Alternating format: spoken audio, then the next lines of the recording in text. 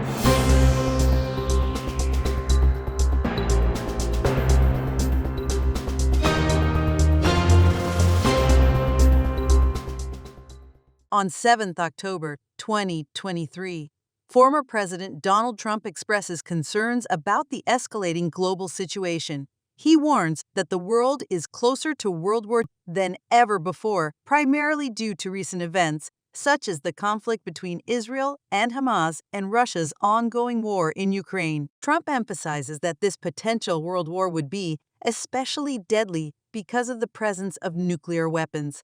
Unlike previous wars with conventional armies, is that really happening in the context of the recent attack by Hamas terrorists on Israeli civilians and linked it to broader global issues? Let's discover the shocking scenes just only one day.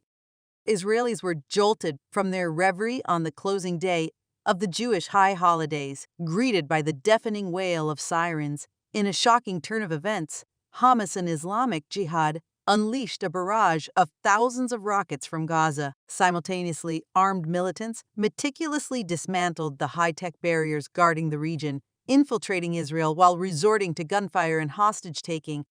The audacity of this assault by Hamas and Islamic Jihad was unparalleled, casting a shadow of catastrophe over Israeli intelligence. Prime Minister Benjamin Netanyahu solemnly pronounced that Israel stood at the precipice of war, warning of a heavy toll on Palestinian lives. Militants infiltrated Jewish communities along the Gaza border, wreaking havoc by claiming civilian and soldier lives.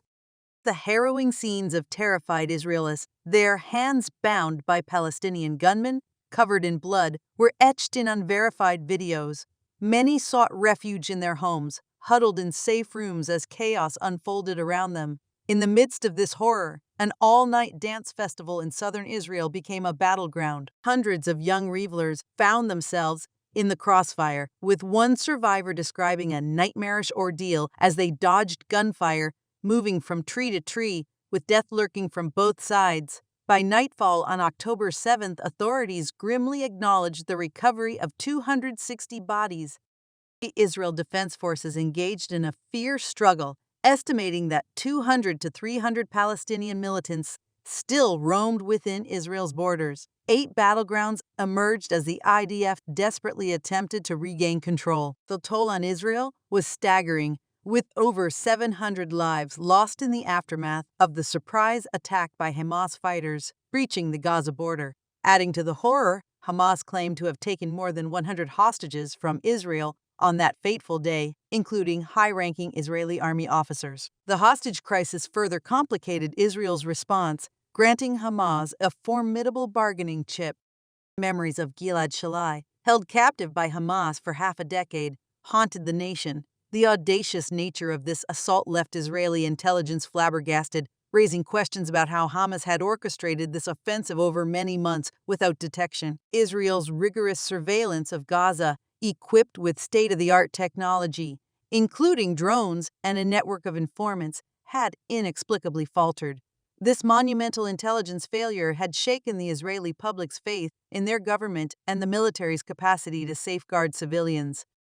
As Israel pointed fingers indirectly at Iran, citing its involvement in the attacks, Israel's ambassador to the United Nations, Gilad revealed meetings among leaders of terror organizations in Syria and Lebanon, The coordination with Iran's proxies in the region became glaringly evident, further fueling tensions. In the backdrop of these shocking events, there loomed the role of Russia and China.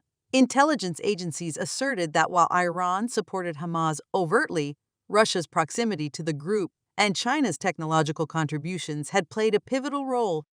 The specter of China's growing influence in the Middle East, particularly through arms exports, posed a significant challenge to Israel's security.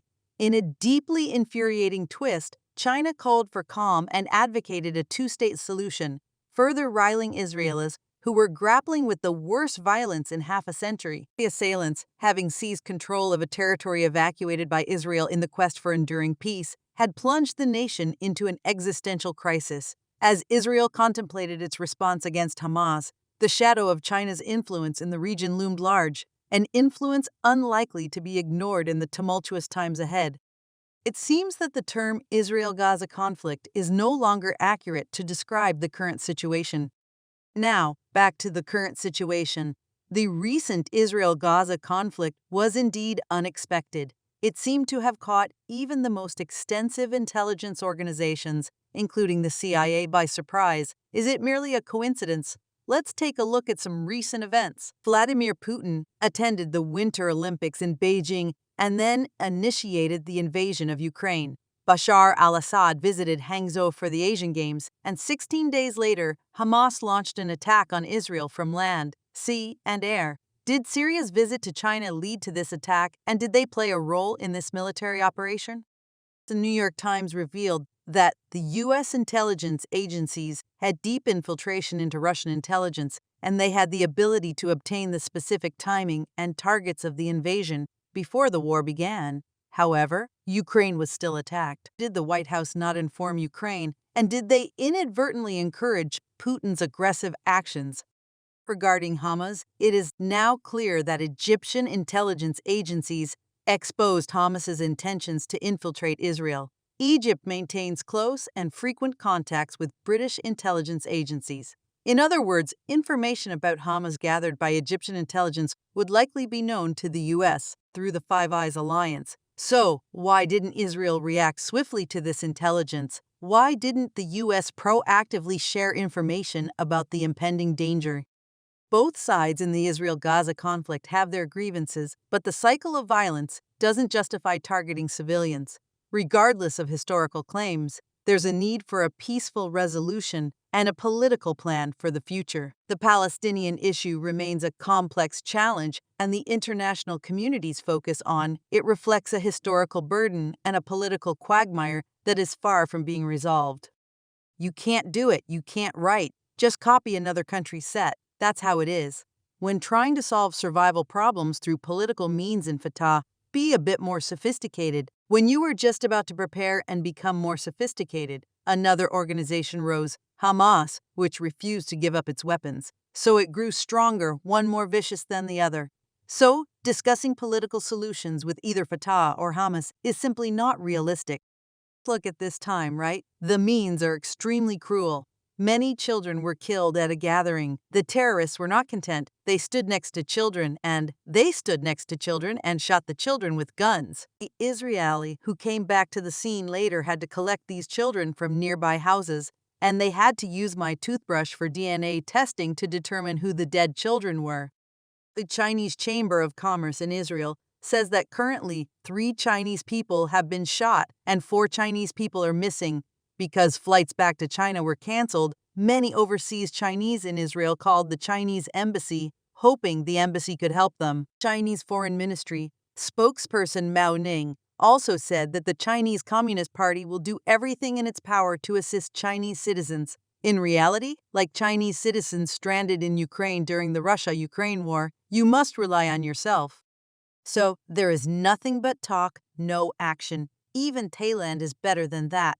The Thai Air Force announced an evacuation route and plan, and the Thai Air Force prepared Airbus A340 and Cone 130 planes to rescue Thai citizens in Gaza and the Jordan River. In this situation, Israel basically backed out of the original co-construction plan. Right, what do you think they are doing?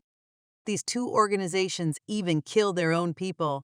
How can they coexist with Jews? So there have been events where Israel, after occupying evacuated Jewish residents, right, building a separation wall and other historical events. This is a highly controversial issue internationally, isn't it? But what can Israel do when it holds on to these two pieces of land is like having a time bomb that can explode at any time. Later, they said that evil begot evil, violence begets violence, leading to a blockade. The unemployment rate in the Gaza Strip is as high as 50, and the harsh living conditions increase the likelihood of infighting and conflicts between Israel and Palestine. Therefore, Israel's intelligence agencies have their hands full. They are probably waging war every day, aren't they? So they closely watch these two enclaves and give some Palestinians jobs to improve their living conditions. In reality, what is it for? It's not to cultivate informants, right? If you take my money to do things for me, go back and see who your neighbors are, what we need to do. Are they making rockets at home? So we're quite interesting. How was this large-scale rocket attack achieved this time? Let us tell you, the latest batch of these Xi'an rockets. We looked up the data. How long is the Xi'an rocket and what's its diameter? About 30 cm. Oh, 30 cm in diameter for one punch. If you calculate this, how many cars would it take to load at least 2,000 Xi'an rockets and at least 5,000 rockets in total? With at least 2,000 being homemade Xi'an rockets, how many trucks would be needed to load them all? In such a poor place, how can they organize so many vehicles to do this? So, how did the Israeli intelligence agencies make such a mistake? We can discuss this in the next segment. It might be tomorrow. Let us see the time today. It's definitely not enough. But there's one conclusion that's easy to draw. The ability to confront a military superpower like Israel and successfully launch a large-scale assault operation under the world's most powerful intelligence and security agency, Mossad, for these terrorists who live in a long and narrow Gaza Strip of about 40 kilometers long and 10 kilometers wide. You can't simply create 5,000 rockets and missiles, not to mention hundreds of glider paratroopers, without powerful and organized backers. Who are they? Let's find out who they are. In the Godfather movie, there's a famous saying by Michael Corleone, isn't it? In the struggle of factions who can't figure out the situation, whoever shows the most sincerity will sit down and reconcile. Who is the mastermind behind this? On October 8, Meining, representing the Chinese Communist Party, expressed its attitude toward the Israeli-Palestinian conflict. Deeply concerned, call on all parties concerned to remain calm and exercise restraint, immediately cease fire, protect civilians, and prevent the situation from deteriorating further. In the world, either you stand with Israel or you go to stand with Hamas. It's like what old Corleone said, isn't it? Who is the most sincere in the factional struggle that can't figure out the situation, and who can sit down and reconcile is the mastermind. Meining expressed that China's attitude towards both Israel and Palestine is the same.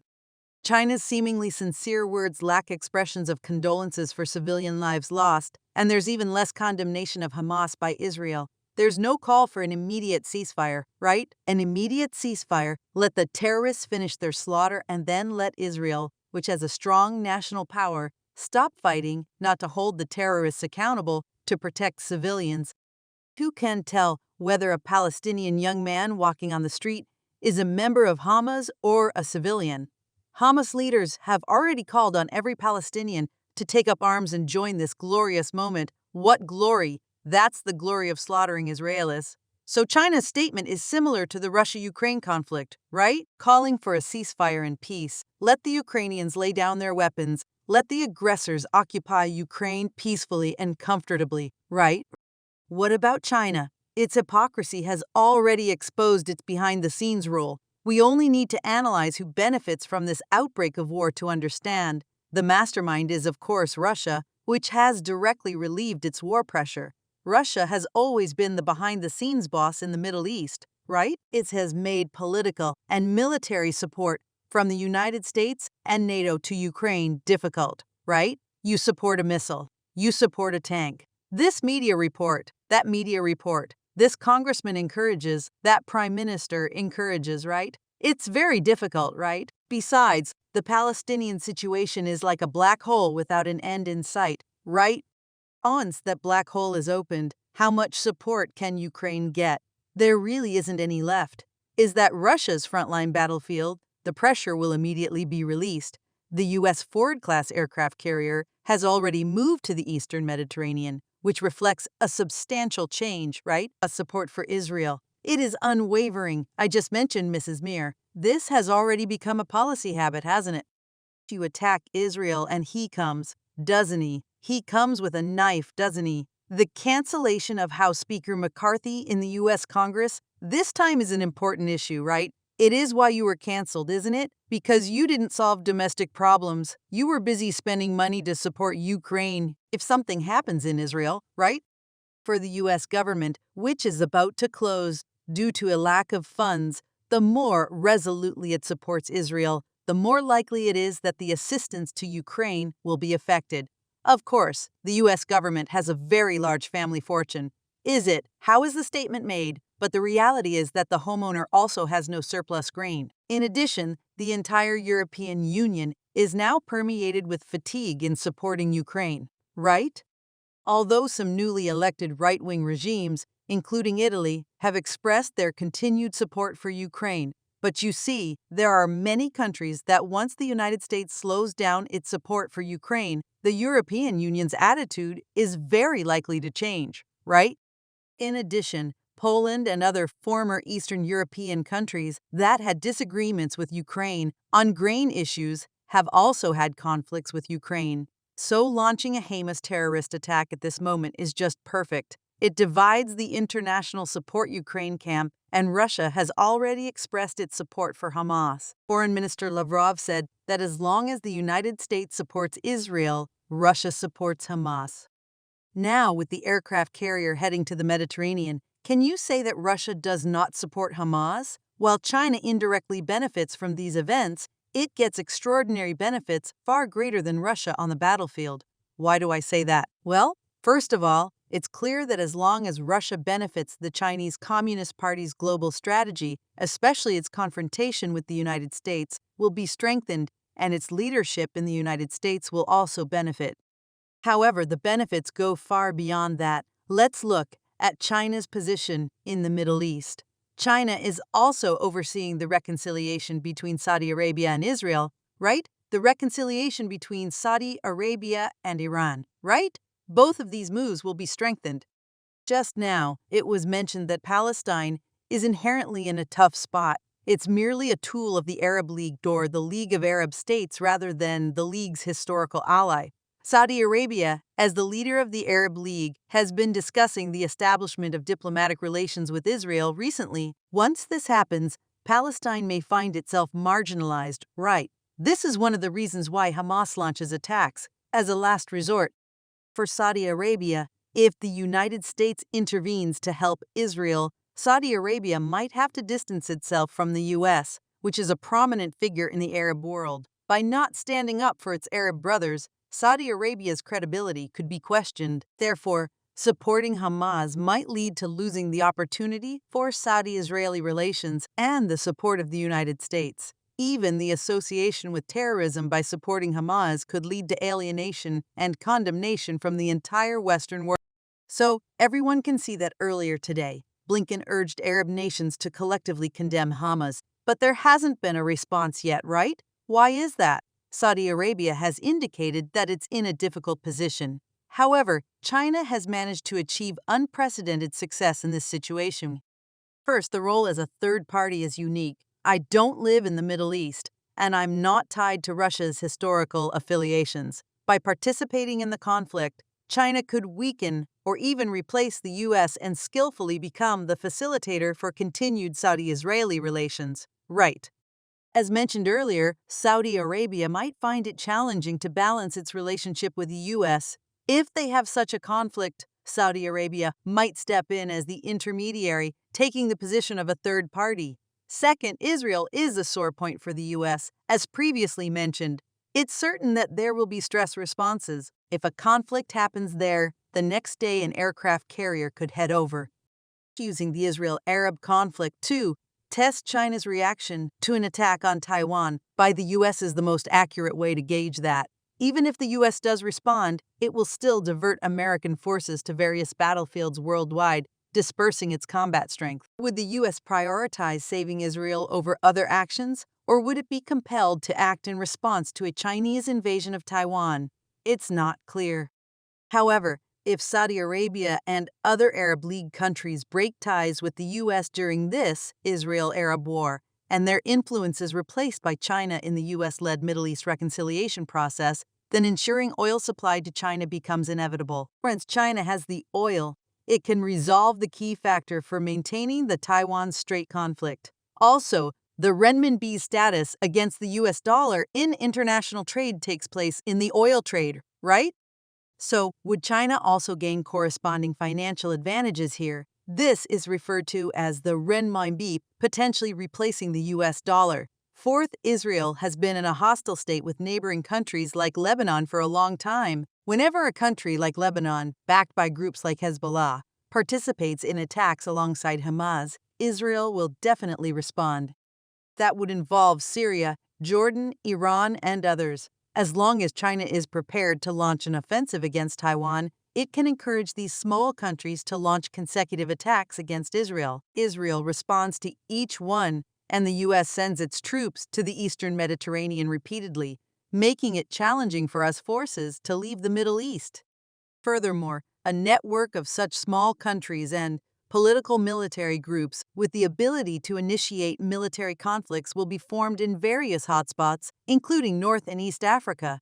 Is this highly possible? How about a similar situation in South America? This expands China's anti-American leadership globally. Fifth, it can also pressure Turkey, a significant regional power, to reposition itself, right? This brings us to Hamas. Hamas has a foreign minister too, right? It's a political group, right? In interviews with Western media, they've mentioned receiving support from a mysterious country during this operation. This is particularly interesting. We previously mentioned Russia and Iran. They have always been the masterminds behind Hamas, and this is not a secret, well known internationally. So, which is this mysterious country? We mentioned Turkey earlier. President Erdogan has already expressed support for Hamas and requested that the U.S. doesn't interfere in Israeli-Palestinian affairs. Otherwise, Turkey will certainly support Palestine. However, in 2021, 2 years ago when Hamas attacked Israel, Erdogan expressed his support for Hamas leader Haniya. So Turkey is no longer a mysterious country in this context. So, who else is there? Friends, in this attack, Hamas has maximized its interests and has received significant backing from the powerful China, and its international standing has changed tremendously in recent years. So, it has become quite sensitive regarding conflicts in the Middle East and its stance towards Israel.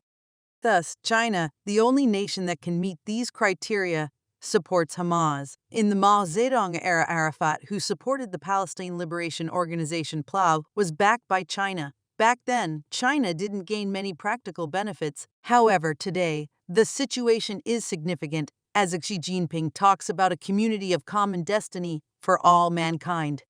So, when you mention this, it seems that they are all part of the same community. From a military perspective, Hamas can't match Israel's formidable army. In addition, Israel's years of monitoring in Gaza, which includes intelligence on military assets, command centers, ammunition depots, and the whereabouts of leaders and their entourages, ensures a clear picture, right? So, crushing the terrorists in Gaza is only a matter of time. However, Israel's problem lies outside.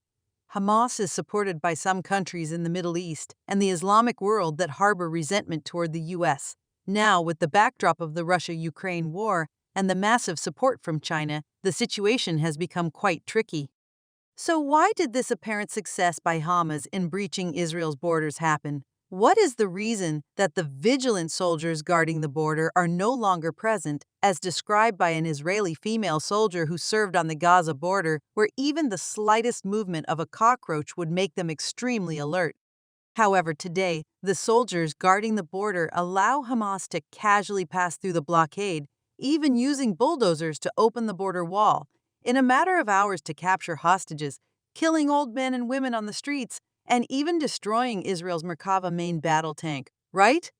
So, how did Hamas manage all of this? Firstly, the political environment in Israel is not supportive. Prime Minister Netanyahu has experienced a series of failed domestic reforms. He dismissed the Minister of Defense, which didn't sit well with some of the US-led Western powers. For one, this has not been well received by the United States. Even though Israel's upper echelons are also likely to be displeased, the high-profile opposition from within Israel's leadership could also play a part. These factors have the potential to take advantage of the situation. However, whether out of political reasons or negligence in high-level coordination, it's possible that Hamas exploited the situation. This leads to a situation where Israel and Hamas are a conflict that current global political forces seem to need. It could be said that Hamas's successful surprise attack is, to a large extent, a result of the vulnerability of Israel and Western supporters' intermix within Israel's high echelons and military command as they open the border under the pressure of changing leadership. Regardless of how this war plays out, the political future already seems bleak for Israel. Hamas is organizing and using 5,000 rockets and missiles. They managed to keep these plans hidden from Israeli intelligence, leading to a surprise attack. How did China support Hamas, and through what means? Who were the intermediaries? Well, our time seems to be running out. We'll continue with the exciting parts in the next session.